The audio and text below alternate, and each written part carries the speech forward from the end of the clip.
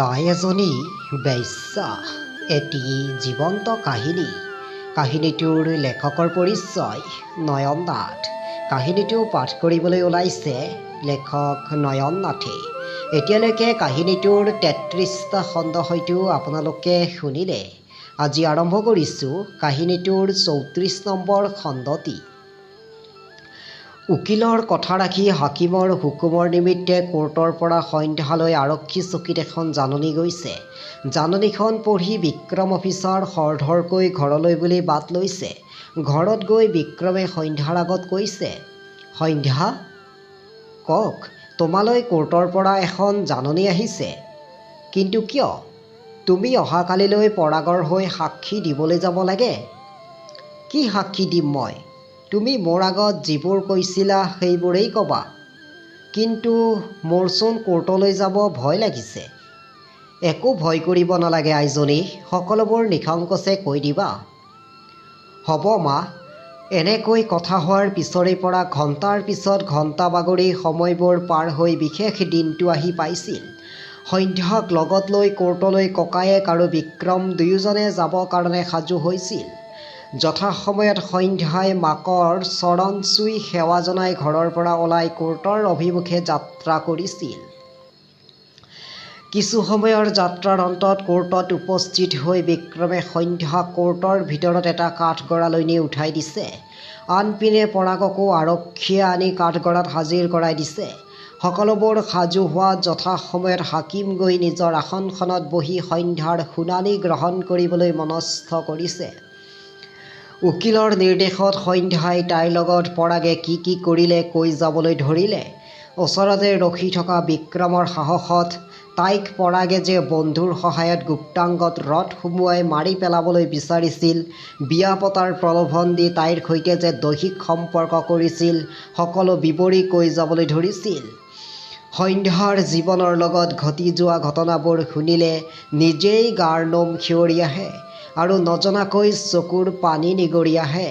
সেয়েহে আজিও তাই কৈ গৈ থকা কথা শুনি আদালতৰ মজিয়াত থকা মানুহবোৰৰ একেই দশা হৈছিল।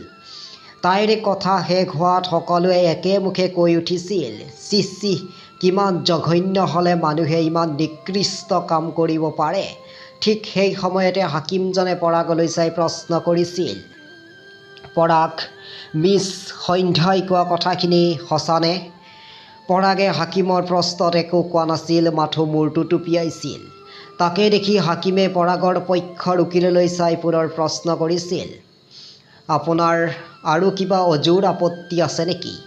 ইমান সময়ে সন্ধ্যাৰ মুখৰ ভাষ্য শুনি লগতে পৰাগে তাইৰ কথাৰ সত্যতা স্বীকাৰ কৰা দেখি উকিলো বিমূৰত পৰিছিল, কি যুক্তি দেখুৱাম বুলি। সেয়ে অলপ সময় মৌন হৈ থাকি হাকিমৰ প্ৰশ্নৰ কোনো উত্তৰ নিদি দুখোজ পিছুৱাই গৈছিল। উকিলৰ পৰা কোনো আপত্তি নহা দেখি হাকিমে পৰাগৰ শাস্তিৰ হুকুম শুনাবলৈ থিৰাং কৰিছিল। আজি এই মহামান্য আদালতৰ মজিয়াত উপস্থিত থকা সকলোৰে আগত ব্যক্ত কৰোঁ যে পৰাগ চলিহা আজিৰ বিচাৰত এজন মুখ্য অপৰাধী।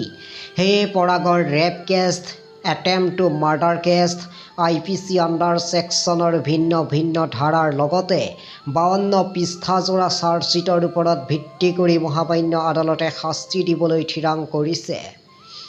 পৰাগৰ শাস্তি হিচাপে মহামান্য আদালতৰ প্ৰথম ঘোষণা, পৰাগে যিজনী ছোৱালীক বিয়া পতাৰ প্ৰলোভন দি ধৰ্ষণ কৰাৰ লগতে হত্যা কৰিবলৈ অপচেষ্টা চলালে, সেই ছোৱালীজনীক নিজৰ ভৰিত নিজে থিয় হ'ব পৰাকৈ আদালতৰ মজিয়াত 50 লাখ টকাৰ ক্ষতিপূৰণ দিবলৈ হুকুম জাৰি কৰা হৈছে। দ্বিতীয়তে, আৰক্ষী বিষয়া বিক্ৰম কুমাৰ ডেকাক দুবাৰকৈ প্ৰাণে মৰাৰ আক্ৰমণ কৰাৰ অপৰাধত ভাৰতীয় দণ্ডবিধি আইনৰ 121 ধাৰাৰ অধীনত মৃত্যুদণ্ড ফাঁচীৰ ৰায় দিয়া হৈছে। সেয়ে পৰাগ চলিহাৰ পৰিয়ালবৰ্গই অহা 3 দিনৰ ভিতৰত মিছ সন্ধ্যাৰাণী ডেকাক দিবলগীয়া 50 লাখ টকা আদালতৰ মজিয়াত আনি জমা দিব লাগে। আজিৰ বিচাৰ প্ৰক্ৰিয়া ইমানেই বুলি হাকিমে কেছৰ ফাইল বন্ধ কৰি দিলে। আদালতৰ ৰায় অহাৰ পিছতে নিউজ চেনেলত বাতৰি সম্প্ৰচাৰ হৈছে। Big breaking news. অসমত পুনৰ ফাঁচীৰ ৰায়। ৰঞ্জুলী সমষ্টিৰ বিধায়কৰ ল'ৰা পৰাগ চলিহাক ধৰ্ষণ কাণ্ডৰ অপৰাধী হিচাপে দোষী সাব্যস্ত কৰি মধুপুৰৰ ছেছন কোৰ্টে কিছু সময়ৰ আগতে ফাঁচীৰ ৰায় হুকুম জাৰি কৰিছে। আপোনালোকে টিভি স্ক্ৰীণত প্ৰত্যক্ষ কৰিবলৈ পাইছে কেনেকৈ পৰাগক আৰক্ষীয়ে কোৰ্টৰ মজিয়াৰ পৰা টানি লৈ আহিছে। কিন্তু এই খবৰ লাভ কৰাৰ পিছতে কেনেকৈ পৰিয়ালৰ লোক কান্দোনত ভাগি পৰিছে আপোনালোকে দেখিবলৈ পাইছে।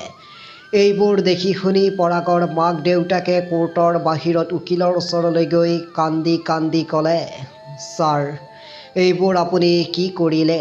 একমাত্ৰ ল'ৰাজনক আমাৰ বুকুৰ মাজৰ পৰা কাঢ়ি নিলে।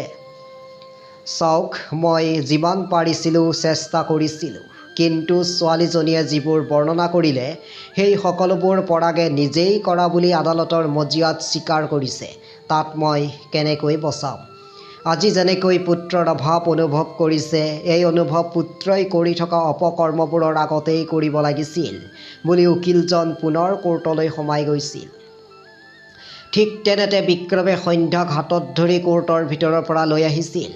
পৰাগৰ মাকে তাইক সন্ধ্যা সন্ধ্যা বুলি দুবাৰমান মাতিছিল, কিন্তু বিক্ৰমে কোনো গুৰুত্ব নিদি সন্ধ্যাক লৈ ককায়েকৰ সৈতে নিজৰ ঘৰলৈ ঢাপলি মেলিছিল।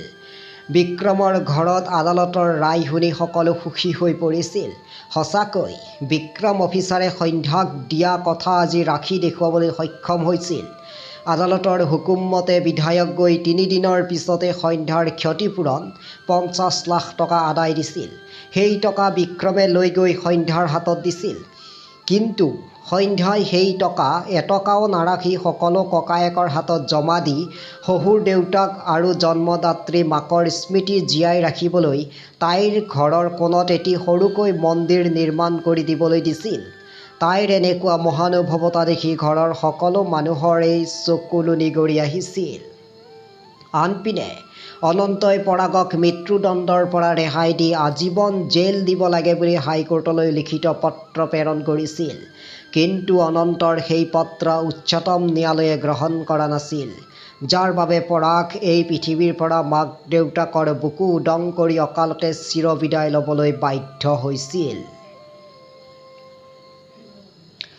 পৰাগৰ মৃত্যুদণ্ড হৈ যোৱাৰ পিছত এদিন দুদিনকৈ দিন বাগৰি সম্পূৰ্ণ ৪ বছৰৰ অন্তত পৰাগৰ ৪ বন্ধুৰ কেছৰ বিচাৰৰ সমাপ্তি ঘটিছিল। বিচাৰৰ অন্তত মহামান্য আদালতে ৪জনকে ৩ বছৰকৈ কাৰাৰুদ্ধৰে দণ্ডিত কৰিছিল। আনহাতে সন্ধ্যাৰ দেউতাক জয়ন্তক মহামান্য আদালতে নিৰ্দোষী প্ৰদান কৰিছে। কিন্তু বিধায়ক অনন্তক দোষী পাই ১ বছৰৰ কাৰাৰুদ্ধৰ লগতে ৫০,০০০ টকাৰ জৰিমনা বিহিছে। জয়ন্তক মহামান্য আদালতে নিৰ্দোষী বুলি স্পষ্টীকৰণ দিয়াৰ একমাত্ৰ কাৰণ জয়ন্তই কোৰ্টৰ মজিয়াত নিজৰ মেণ্টেল চাৰ্টিফিকেট দাখিল কৰি নিজকে এজন মানসিক ৰোগী বুলি পৰিচয় দাঙি ধৰিছে আৰু নিজৰ ছোৱালী পত্নীৰ লগত যিবোৰ কৰিছে সেইবোৰ সুস্থ মগজুৰ কাম নহয় বুলি স্পষ্টীকৰণ দিছে। এনেকৈয়ে সন্ধ্যাৰ এজাহাৰৰ ভিত্তিত গ্ৰেপ্তাৰ হোৱা প্ৰতিজন ব্যক্তিৰ কেছ সম্পূৰ্ণ ৪ বছৰৰ অন্তত সমাপ্তি ঘটাত বিক্ৰমে সন্ধ্যাক ক'লে যে মাকে কোৱাৰ দৰে আইন অকল ধনী-মানী ব্যক্তিৰ বাবে নহয়, আইনখন সকলোৰে বাবে সমান।